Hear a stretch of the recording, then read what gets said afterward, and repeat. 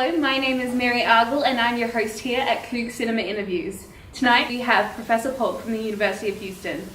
Not only is he a beloved professor, but he also has several credits in featured roles on TV and film, and is noted for his work as a producer.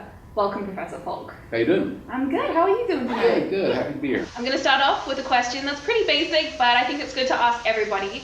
When was the first time that you really thought, film, that's what I want to do with my life? Probably when I saw a friend get a big paycheck. I was a drama rat, and performance and production and theater was pretty much my life. And at that point when you're getting out of school, you're looking around to go, this is good and it's a lot of fun, but how am I going to make a living with my life? And I had a few friends that I was working. This was back in San Antonio, actually, where I grew up and went to high school, and I went to junior college. And a couple of people that I knew I went to San Antonio College with got out and got into the advertising game, and started doing commercials and started shooting commercials and acting, as well as arranging and producing the commercials. And started making a pretty good salary. I mean, he was one of the few guys that we went to school with that all of a sudden was like, had a nice apartment, a nice car, things like that. And I'm going, well, I'm not going to make a lot of money in theater, but here's a way that I can apply those same things and I can maybe sustain myself. So it seemed like the logical extension of my theater background to do it. And then once I started doing it, and once I started getting involved with it, it had a real feel like theater did. And there were a lot of aspects of that you come to love, and it's really attractive to you. And and I thought, well, this is what I should be doing. What would you say to, students here, and even just people who are already out there in the middle of the media industry? What would you say to them if they're feeling discouraged right now? That's a very good point, and it can be very disheartening because it's a fickle business, and it's a rough business, and it's a business that even though personal relationships mean so much in the business, there are other factors that often will put people at odds that will make you very discouraged and very worrisome type of situations. And and I went through a lot of that. Being able to, acting's like the cream of the crop when on a crew. I mean, they get pampered, and they're the royalty, on a crew, even the lowest level of actor. And then I would come off of that and do crew work, where literally, everybody's gone home and it's 4 a.m. in the morning and I'm sweeping the set, and I'd sit there going, what the hell am I doing?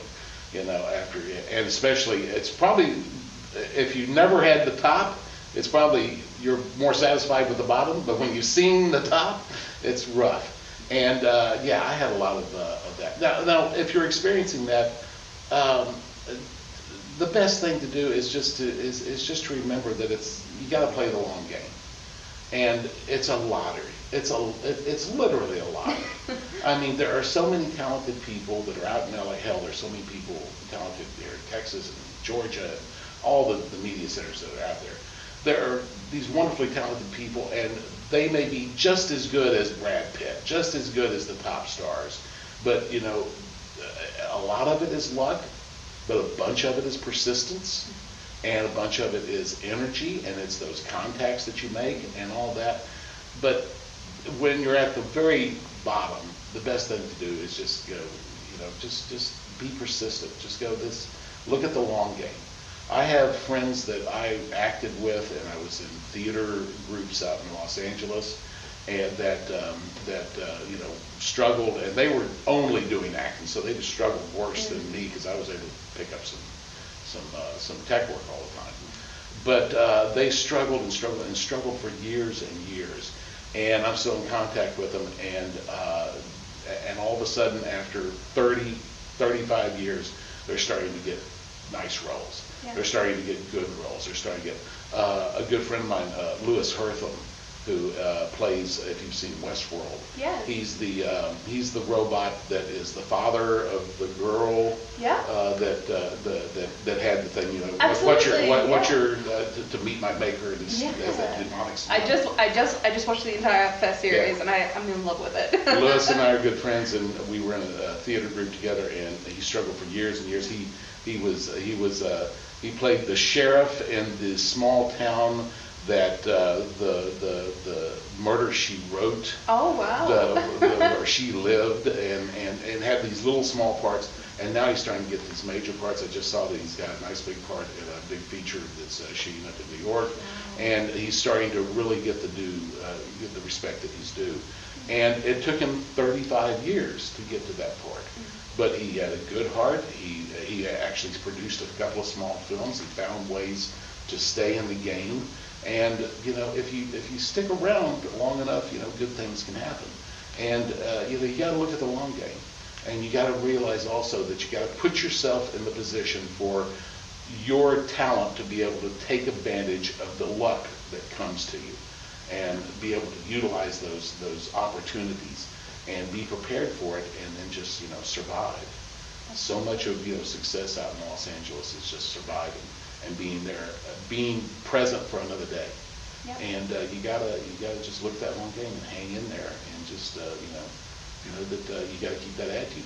Good things are coming, and even if they don't, what the hell else are you going to do? Absolutely. You know, we don't do this because, you know, it's a career move. We do this because it's like all we can do, and it's what we love.